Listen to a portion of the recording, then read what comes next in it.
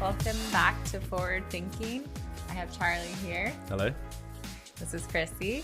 So today we're going to do a quick one just to dive into answers to actually a post that Charlie did on LinkedIn on what's your best 2-sentence advice for someone starting out in marketing ops. So for anyone just, coming up with the ranks in marketing ops, but I think this is also interesting for maybe anyone in marketing ops, just getting some great advice from people who have been in it for years. So we thought it would be fun to go through some of our favorite responses and, hopefully you guys can take away some good advice here. So Charlie, do you want to kick it off? Sure. And we wanted to make it kind of short and snappy advice. Obviously, there's a lot of advice out there for people and it can be quite overwhelming for people starting. And also we're crowdsourcing this. So if you're listening to this and you want to contribute, go to my LinkedIn profile, find the post, add in your advice, because we'll be taking all of the best advice and putting it into an article on our website, sharing that around for people starting out in marketing operations. So All right. Let's take a look. All right. If you're just listening to this, we are showing the screen. So go to cstmarketing.com and you'll be able to watch the video, or go to YouTube, you'll be able to see the video there. But if we'll read out the comments. Anyway, so should we start from the top? Yeah. So this one from Jess Forrester: learn anything you can about effective change management. What do you think about that?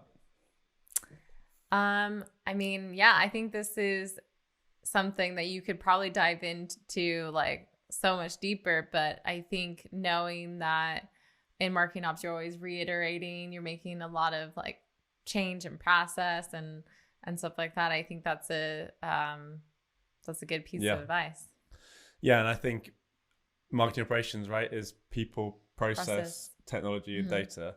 And the people part, you cannot ignore that. And that's the change management part, right? You could come up with this wonderful lead lifecycle process, but if you don't change train the team and get the sales team on board and work through that change management process, it's going to be a failure.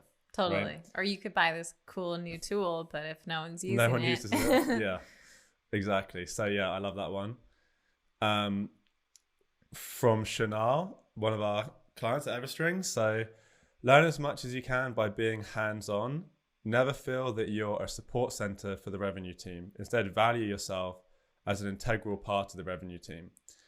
Again, this is great. A lot of people in marketing operations, they really struggle to tie their work to revenue, which is obviously really important if you want to make sure that you're not being seen as just a cost center. Yeah. And obviously marketing operations has a lot of costs. We're owning tools, right? You're hiring, trying to hire people. And if you're not tying what you're doing to revenue or real business impact, then people might struggle to really get the resources that you need. Yeah. Or I feel like an underlying thing here quickly is, and I was talking about this with a client yesterday, is sometimes the teams that can be tied to revenue can steamroll marketing ops because of that and just like deprioritize their work and make their priority number one. So I think also part of that is knowing that your team is important and you can create your own boundaries so that you can meet your goals and your priorities. Yep. This is Christy on our team. Thank you for the comment, Christy. I know you listen to every podcast.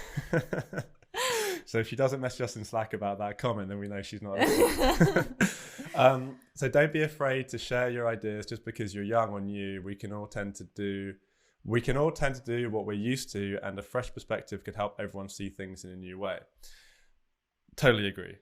And I think it's kind of an interesting point around, there's a lot of people in MOPS now that've been doing it for a while. And then there's like this new wave of people in marketing operations who it's their job to kind of challenge the status quo, bring new ideas, and just create that evolution of the function.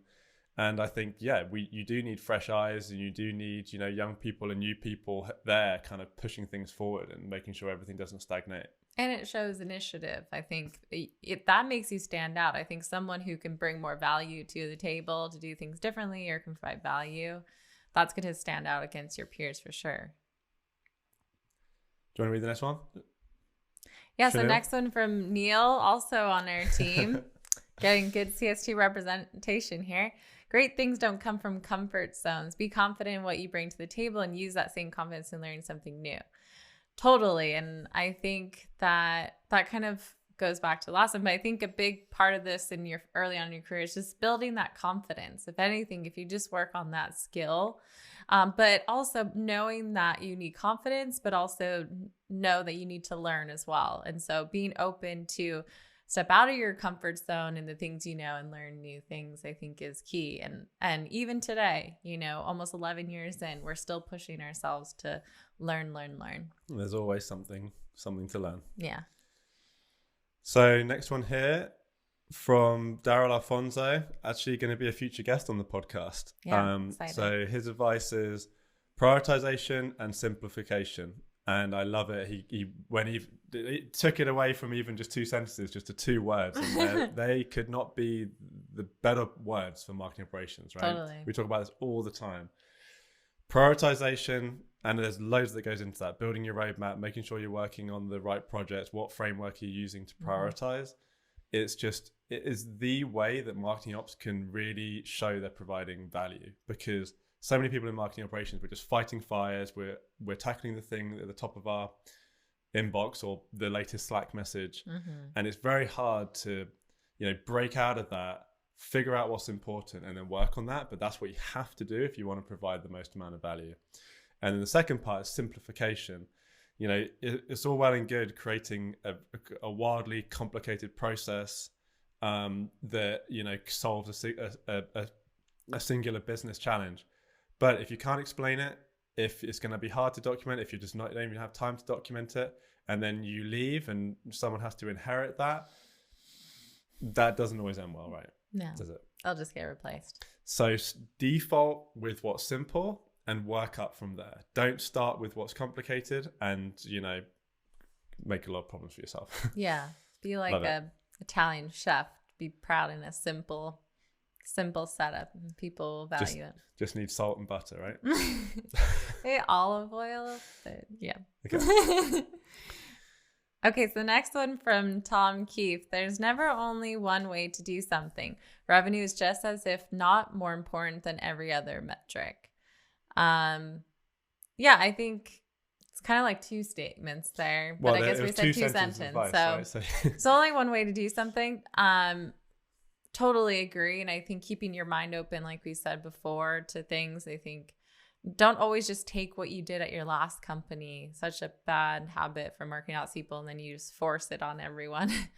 Don't be that guy. Don't be that girl. Cookie cutter stuff is well and good in early stages of maturity. Even then, I still struggle with it. But there's general frameworks, but knowing that there's going to be a time where it just doesn't fit. Right.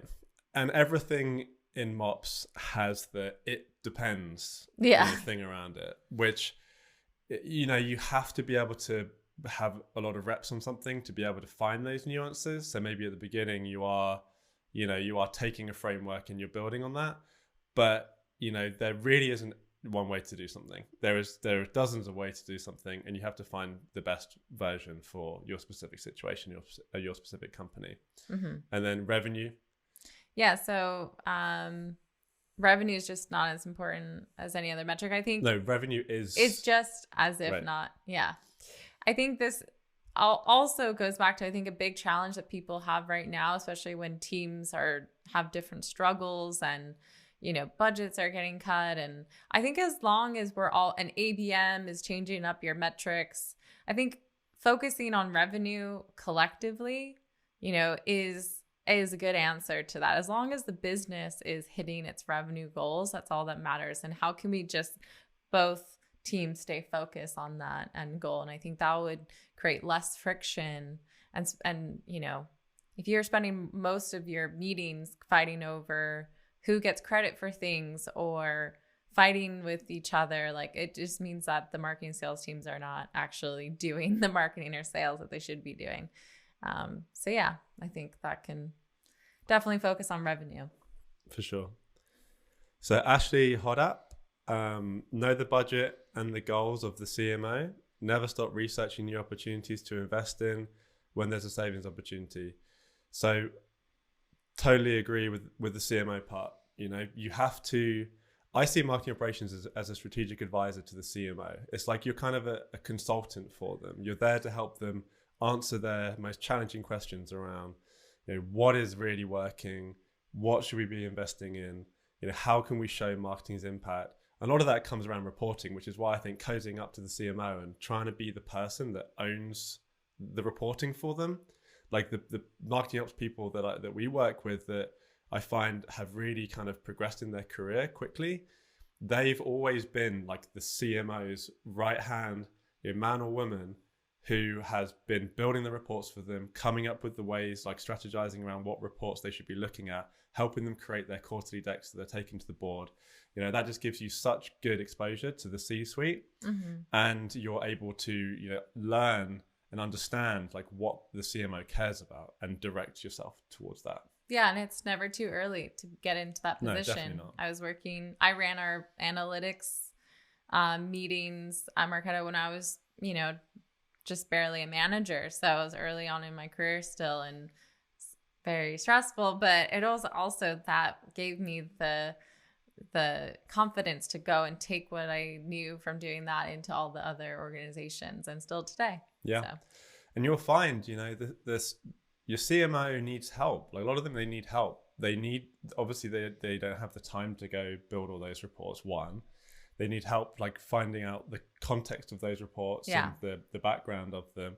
And they need help building that narrative. And there's no one better than marketing operations to help provide the narrative around data.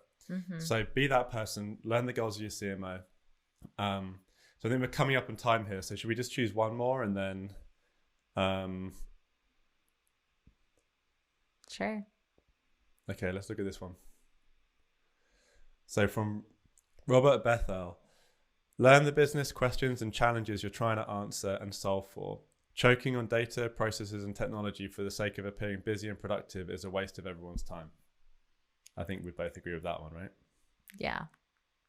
Yeah, and I think also not even that, but trying to realize when you're doing it, because sometimes it's not even, you don't even realize if you're choking on data, processes, and technology. You might just be stuck in that. And so, have the look back at all your priorities and see how much of that aligns to the business goals and answering the challenges that the business has, and, adjust your time and priorities.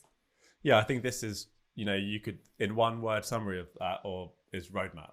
A lot of this, right. But for this one particularly, like learn the business questions and challenges, right? So first you're trying to understand the business, and then when you build your roadmap, obviously you need that to align to the goals of the business and the business questions and challenges they have.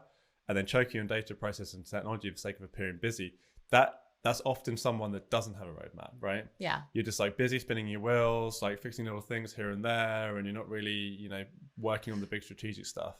So, and that's, all well and good, but it can be a waste of time. So, yeah. And if you're coming up with those priorities in a silo, even if you build a roadmap and you came up with those priorities that you put on your roadmap in a silo, it's probably not great either. You want to actually match your roadmap priorities to the priorities of your marketing team or the goals of the business and the marketing team. And that takes getting out of your comfy shell and actually, working cross-functionally, figuring out what those are. Cool. All right. We did it. Yeah. Yeah. We might have to do a part 2 and go through the rest. There's like lots of other comments. And like I said, we're going to be getting all the best ones. So if you can contribute, send us an email with your 2 sentences advice. We're trying to crowdsource this and have, the master document for anyone in marketing operations to elevate their game from all dozens of people in marketing ops. Yeah. Cool. All right. That was it. See you guys next time on Forward Thinking. This is Charlie. So if you liked what you heard, hit like on the platform where you watch this. Also, leave a review. Honestly, we would really, really appreciate it. You can also subscribe where you listen to your podcasts on Apple Podcasts, Spotify, or even YouTube. And make sure you subscribe to our newsletter, which is packed full of exclusive content, updates for events or courses that we might be doing, all designed to elevate your marketing operations and B2B strategy. See you next time on Forward, and Forward it up.